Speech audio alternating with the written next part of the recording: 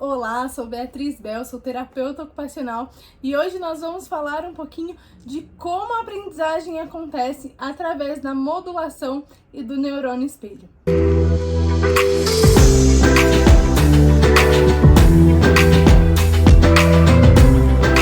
Quando a gente fala da abordagem comportamental, da aprendizagem através da modelagem, nós falamos da importância do convívio social da criança com os seus pares, com os adultos, para que ela aprenda determinados comportamentos. É através da convivência social, é através da observação, da interação que nós aprendemos enquanto indivíduo ali na nossa primeira infância e até mesmo na vida adulta. E essa aprendizagem, ela está vinculada ao comportamento, à forma como o outro se comporta, a observação e a interação.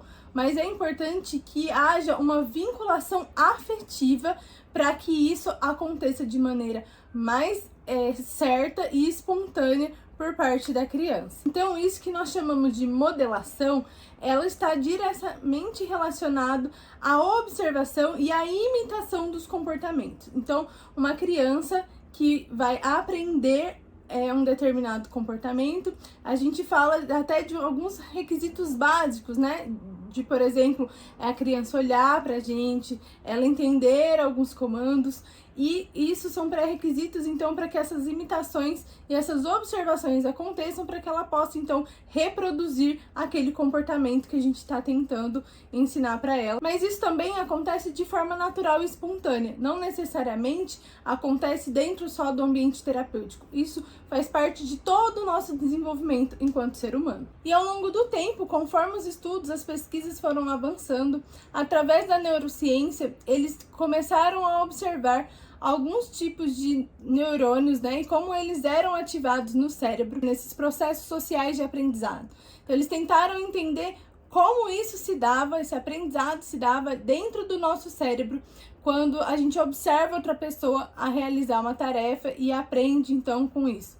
E através desses estudos, eles concluíram, então, que existem um grupo de neurônios que eles são ativados ao observar o outro realizar a tarefa. E esse grupo de neurônios que são ativados nesse processo de observação são os mesmos que são ativados na pessoa que está realizando aquela tarefa. O que é importante pensar é que essa tarefa ela deve estar sendo contextualizada, porque o neurônio espelho, ele decifra esse código, né, esse movimento, pela intenção da tarefa e não apenas pela tarefa em si. Então é importante que exista um contexto que faça sentido para criança, no nosso caso, que a gente vai falar aqui, observar e entender, ter um sentido aquele movimento, aquela ação, para que então esse espelhamento aconteça. É muito comum ouvirmos falar do neurônio espelho em ações involuntárias, como por exemplo, o espirro, o bocejo, né?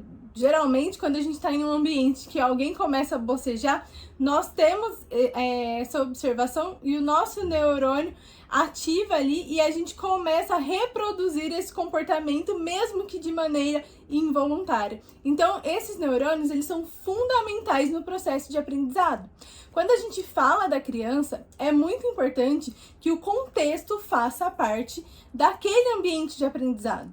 É importante a gente estar ali com a criança envolvida no processo, porque fazer uma ação apenas por fazer, sem motivação, sem engajamento, sem interesse, dificilmente esses neurônios serão ativados, porque ela precisa ter ali uma afetividade, uma contextualização para que esse aprendizado de fato aconteça, de que haja essa interação do cérebro com o ambiente para que tenha a intenção para aquele movimento, para aquele comportamento acontecer. E isso é fundamental nesse processo da primeira infância, nesse processo de aprendizado.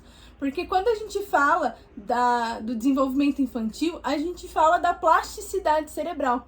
E quando a gente envolve esse processo de plasticidade cerebral, a gente está falando do quê? Da capacidade que o cérebro tem de criar novas conexões. E quanto mais a gente estimula, maior a chance de criar esses novos caminhos. Então, se a criança tem dificuldade por um caminho específico, outros caminhos vão sendo criados ali no nosso cérebro e mais chances dessa aprendizagem acontecer. E quando a gente tem essa modelação, né, esse aprendizado através da observação, isso facilita muito alguns caminhos, principalmente para crianças que têm atraso no desenvolvimento ou que estão dentro do transtorno do espectro autista. E quem são os principais modelos da criança? Como a gente falou, é importante que haja uma relação afetiva. Então, os pais, os professores, os terapeutas, os colegas, pessoas que tenham esse vínculo com a criança. Isso facilita esse processo de aprendizagem, porque além da parte neurológica, motora, cognitiva, tem ali as habilidades emocionais que trazem junto com tudo isso que eu falei, essa motivação, essa intenção do movimento, para que haja então uma forma da criança se engajar, né, dela ter esse interesse em realizar aquela atividade.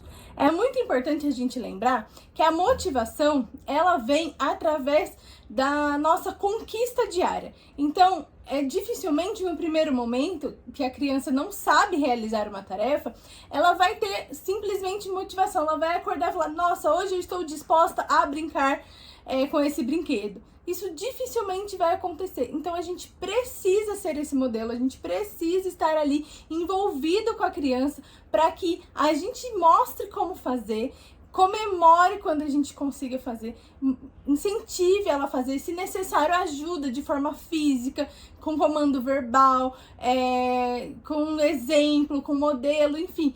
De várias formas a gente pode ir auxiliando até que ela consiga fazer de forma espontânea, de forma independente, com autonomia.